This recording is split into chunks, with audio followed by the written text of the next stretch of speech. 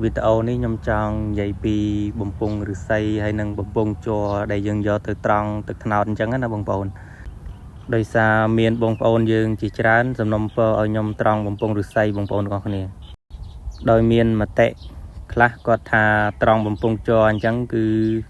គាត់អត់ហ៊ានហូបទេខ្លាចប៉ះពាល់សុខភាពអញ្ចឹងណាបងប្អូនទាំងអស់គ្នាតាមពិតទៅខ្ញុំក៏ចង់ត្រង់បំពង់ឫស្សីដែរបងប្អូនទាំងអស់គ្នាប៉ុន្តែនៅខាងស្រុកខ្ញុំអត់សូវមានដើមអាស័យធំល្អអញ្ចឹងណាបងប្អូនទាំងអស់គ្នាបាទហើយបំពង់ឫស្សីពេលដែលយើងត្រង់ទៅវាធ្ងន់បងប្អូនទាំងអស់គ្នាធ្ងន់អញ្ចឹងណាយើងយោងឡើងទៅលើគឺវាធ្ងន់ហើយមួយទៀតគឺត្រង់បានទឹកត្នោតតិចបងប្អូនទាំងអស់គ្នាបាទអត់ដូចបំពង់ជ័រគឺយើងងាយស្រួលជាងបងប្អូនហើយវាស្រាលផងហើយណាមួយយើងត្រង់ទៅវាអត់សូវខាតអញ្ចឹងណាបងប្អូនវាអត់ស្រក់ចោលអញ្ចឹងបំពង់ឫស្សីវាតូចបងប្អូនបាទតូចជាងបំពង់ជ័រពេលដែលយើងត្រង់ទៅវាស្រក់ទៅក្រោម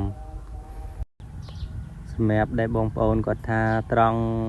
បំពង់ជ័រអត់សូវឆ្ងាញ់ដូចបំពង់ឫស្សីហ្នឹងគឺ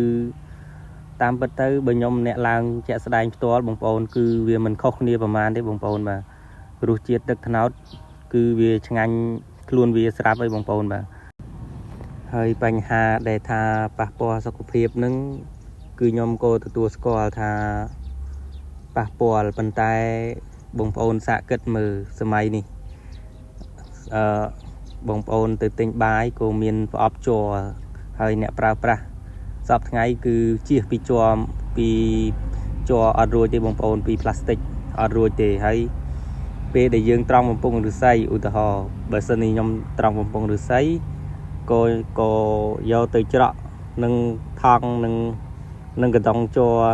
ដដែលនឹងបងប្អូនទាំងអស់គ្នាបាទហើយណាមួយខ្ញុំឡើងរាល់ថ្ងៃគឺមួយដើមគឺច្រើនបំពង់បងប្អូនទាំងអស់គ្នា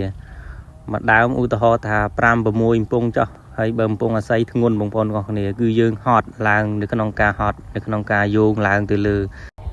បើបំពង់ជ័រវាស្រួលស្រាលហើយណាមួយយើងស្រួលសម្អាតផងដែរបងប្អូនទាំងអស់គ្នាអញ្ចឹងសរុបជារួមទៅបងប្អូនទាំងអស់គ្នាគឺខ្ញុំក៏មិនចង់ប្រើ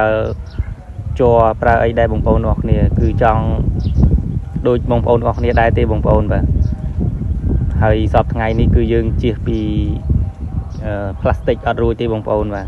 សូម្បីតែខ្ញុំរាល់ថ្ងៃក៏ខ្ញុំនៅតែប្រើផ្លាស្ទិកបងប្អូនទាំងអស់គ្នាក៏នៅតែប្រើបងប្អូនបើឈប់ប្រើទាំងអស់គ្នាអាហ្នឹងគឺខ្ញុំអាចឈប់ដែរបងប្អូនបាទ